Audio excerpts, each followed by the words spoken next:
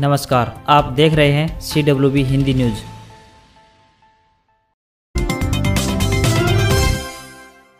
Indian National Lokdal party के राष्ट्रीय प्रधान महासचिव एवं पूर्व विधायक अभय चौटाला ने कहा है कि भाजपा सरकार एलनाबाद उपचुनाव और जिला परिषद के चुनाव हार के डर से नहीं करवा रही है और न ही कांग्रेस एलनाबाद विधानसभा चुनाव के लिए तैयार है। भाजपा और कांग्रेस दोनों को पता है कि चुनाव में उनकी हार निश्चित है। इनेलो सुप्रीमो ओम प्रकाश चौटाला की रिहाई से तमाम पार्टियां बौखलाई हुई है। उन्होंने प्रदेश के मुख्यमंत्री और सरकार पर तंज कसते हुए कहा कि आज प्रदेश सरकार पूरी तरह से भ्रष्टाचार में डूबी हुई है। वे जाट धर्मशाला में इनेलो किसान प्रकोष्ठ की प्रदेश स्तरीय बैठक लेने के बाद पत्रकारों से बातचीत कर रहे थे।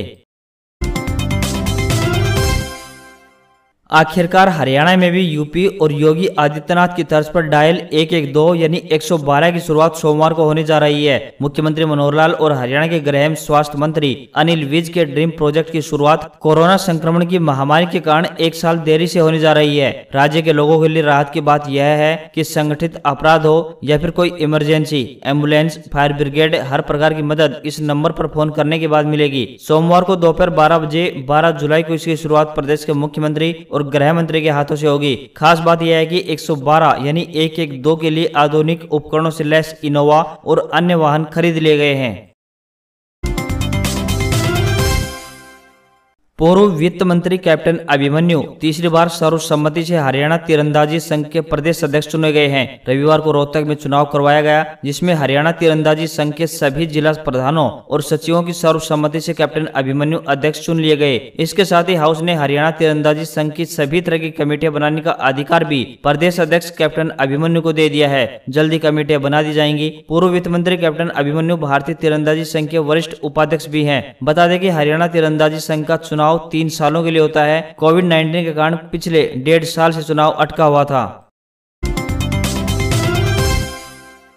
देश के ज्यादातर राज्यों में दक्षिण पश्चिम मानसून तय समय से लेट हो चुका है। इसी बीच गर्मी से तपते दिल्ली के लोगों को आज राहत मिल सकती है। मौसम विभाग यानी IMD के मुताबिक राजधानी दिल्ली, हिमाचल और गोवा में सोमवार को जमकर बादल बरसेंगे। बंगाल की खाड़ी में कम दबाव का क्षेत्र बनने से बारिश की संभावना जताई गई है। IMD ने बताया कि मानसून को तरस रहे हिमाचल प्रदेश, उत्तराखंड, पंजाब, हरियाणा, चंडीगढ़ और दिल्ली, गुजरात क्षेत्र, मध्य महाराष्ट्र, तटीय आंध्र प्रदेश और यनम, तेलंगाना, तटीय और दक्षिणी कर्नाटक, केरल, तमिलनाडु, पांडिचेरी और कराईकल में अलग अलग स्थानों पर भारी से अति भारी बारिश होने की संभावना व्यक्त की गई है। गुरु नानक देव जी के प्रकाशोत्सव पर पाकिस्तान जाने वाले श्रद्धालुओं के लिए अच्छी खबर है। अम्बाला उपायुक्त विक्रम सिंह ने बताया कि श्री गुरु नानक देव जी के प्रकाशोत्सव पर पाकिस्तान जाने के इच्छुक श्रद्धालु 15 जुलाई तक उपायुक्त कार्यालय में आवेदन कर सकते हैं। उन्होंने बताया कि प्रतिवर्ष श्री गुरु नानक देव जी के प्रकाशोत्सव पर श्रद्धालु पाकिस्तान जाते हैं। आवेदन करने वाले श्रद्धालुओं के लिए गृह मंत्रालय से अनुमति लेनी होती है। इसलिए जो श्रद्धालु इस अवसर पर पाकिस्तान जाने के इच्छुक हैं, वे 15 जुलाई तक आवेदन जमा करवा सकते हैं, ताकि आवश्यक जाँच पड़ताल के बाद सरकार को सूचना भिजवाई जा सके। बता दें कि इस साल गुरु नानक देव जी की जयंती 19 नवंबर 2021 को है। हरियाणा में इस साल पंचायत चुनाव होने वाले हैं। हालांकि ये चुनाव अब तक हो चुके होते अगर चुनाव में महिलाओं का आरक्षण का मामला हाईकोर्ट में ना जाता तो। गुरुग्राम जिले के ग्राम जाटोला निवासी प्रवीण चौहान ने हाईकोर्ट में याचिका दायर कर पंचायत चुनाव में आरक्षण को चुनौती दी है। अभी पंचायत राज चुनाव में से कुछ और समय लग सकता है, क्योंकि हरियाणा सरकार ने स्पष्ट कर दिया है कि निकट भविष्य में चुनाव कराने का उसका कोई इरादा नहीं है। आपको बता दें कि इस बार प्रदेश में 6वां पंचायत चुनाव होगा। 2016 में 5वां पंचायत चुनाव हुआ था। अब 2021 में हरियाणा की 22 जिला परिषदों, 142 ब्लॉक समितियों और 6205 पंचायतों के पंच सरपंचों के लिए 6वें पंचायत चुनाव होने हैं। 6205 सरपंचों के लिए चुनाव इलेक्ट्रॉनिक वोटिंग मशीन यानी EVM के जरिए होंगे, जबकि 62,466 पंचों के लिए मतदान बैलेट पेपर के जरिए होगा। आपको बता दें कि जब से हरियाणा का गठन हुआ है तब से प्रदेश में केवल 5 पंचायत चुनाव ही हुए हैं। 56 साल बाद अब 6वां पंचायत चुनाव होगा। पहला पंचायत चुनाव दिसंबर 1994 में हुआ था। हरियाणा के खासतौर पर राष्ट्रीय राजधानी क्षेत्र के जिलों में आने वाले ईंट भट्टों पर एक बार फिर से संकट के बादल दिखाई देने लगे हैं। एक बार फिर से एनसीआर क्षेत्र में वायु प्रदूषण को देखते हुए अब जिग-जैग तकनीक को भी नाकाफी बताया गया है। आने वाले वक्त में ईंट भट्टा संचालकों को अपने ईंट भट्टों को पीएनजी गैस पर चलाना होगा, वरना इनको बंद करने के अलावा इनके पास कोई और विकल्प नहीं बचेगा। इसी संदर्भ में परेशान ईंट भट्टा चालक इस संबंध में प्रदेश सरकार के आला अफसरों और सियासी दिग्गज नेताओं के सामने अपनी बात रख चुके हैं।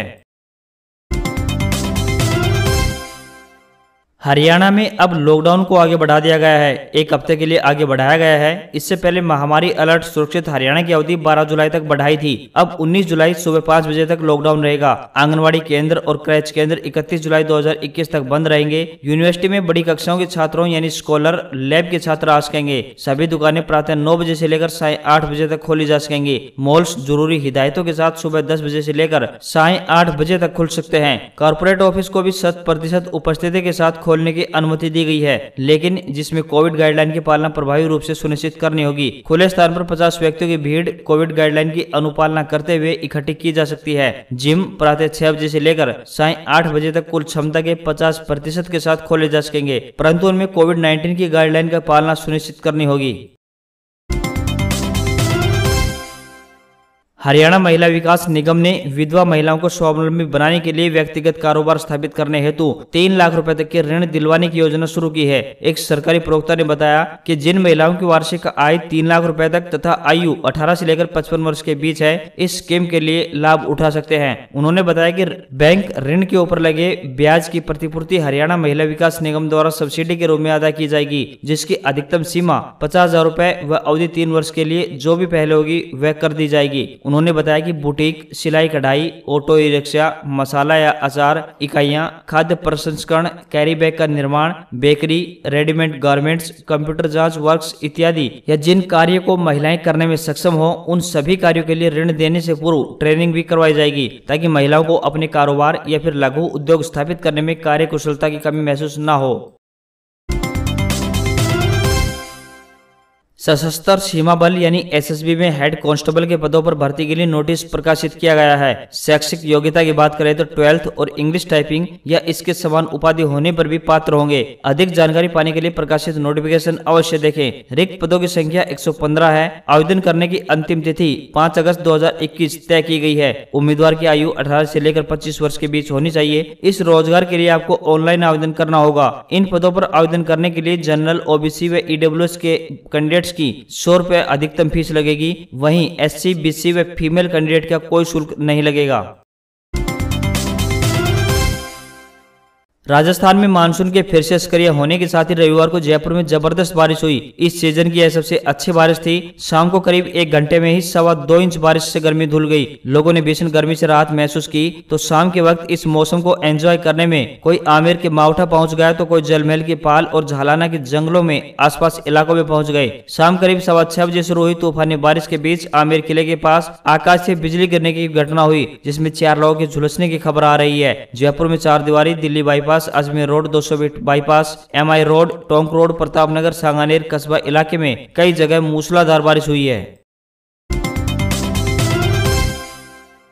एक शक्तिशाली सोलर तूफान बहुत तेजी से धरती की ओर बढ़ रहा है। इसकी रफ्तार 1.6 मिलियन यानी 16 लाख किलोमीटर प्रति घंटा है। यूएस स्पेस एजेंसी नासा का कहना है कि इसकी रफ्तार बढ़ भी सकती है। तूफान धरती से सोमवार को किसी भी समय टकरा सकता है। spaceweather.com वेबसाइट के मुताबिक धरती की मैग्नेटिक फील्ड पर तूफान का गहरा असर पड़ सकता है। इससे रात में आसमान लाइटिंग से जगमगा उठेगा। यह नजारा नॉर्थ या फिर साउथ पोल पर दिखेगा। वैज्ञानिकों के मुताबिक इस सोलर तूफान से धरती का बाहरी वातावरण गर्म हो सकता है। इसका सैटेलाइट्स पर सीधा असर पड़ेगा।